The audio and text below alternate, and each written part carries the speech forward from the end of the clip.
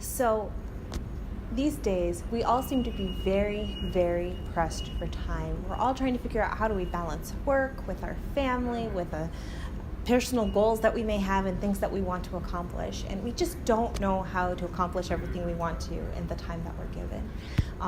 Many times we don't think that the Bible is relevant for us today, but in fact, the Bible is relevant for us even in very practical things like how to manage our time.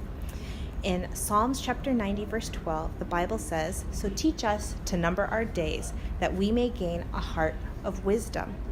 So if we think about that, we're told that we need to number our days, and in doing so, we will gain wisdom in our hearts. And so as I was thinking about this, I wanted to know, well, where's somewhere where we see God numbering his days? Is there any place we can figure out something about time management from God? And there really is. It's in the very first chapter of the Bible, Genesis chapter 1.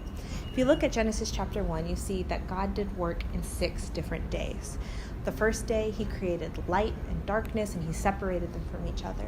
The second day, he created the firmament and the waters, and he separated them from each other. And the third day, he separated the water from the dry land.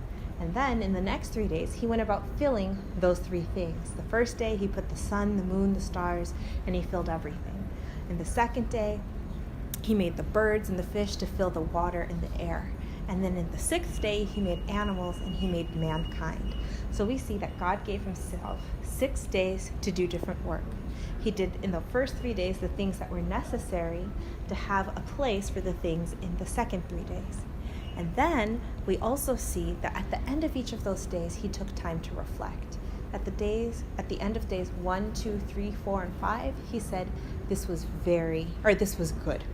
At the end of day 6, he said everything was very good. So he took the time to reflect on the work that he did for each day. I think it's also important to note he didn't do any creating of stars on the 5th day, and he didn't do any creating of fish on the 2nd day. He had an order to which he accomplished his tasks. He made sure that he did everything in its own time.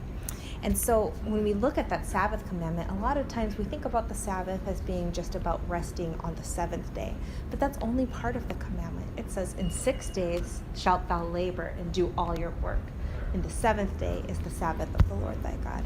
So the 6 days are the days where we learn how to rest, the days where we learn how to work, the days where we learn how to get everything in that we need to. And it also teaches us we should only have 6 days of work. We shouldn't have that 7th day of work, so we can have that 7th day of time.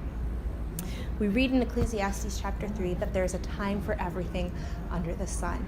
It's just important that we make sure each of those things fall into their right times. Now, the last thing to take into account is we don't want to get so bogged down with trying to figure out how do I manage my time that we think it's 100% up to us how we spend our time.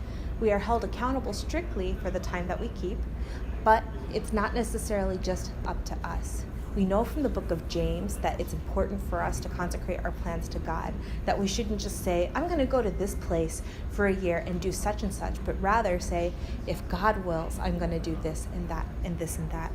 And finally, Proverbs 16 verse 9 says, "A man's heart plans his way, but the Lord directs his step." So as we continue to try to learn how to manage our time, how to do our 6 days of labor in 6 days, how to do things in the right order, in the right time, that we may gain a heart of wisdom, we can have confidence that if we consecrate ourselves to the Lord, he will direct our steps, and that we can make the very best use of the time that we can, and in the process grow closer to him. Amen.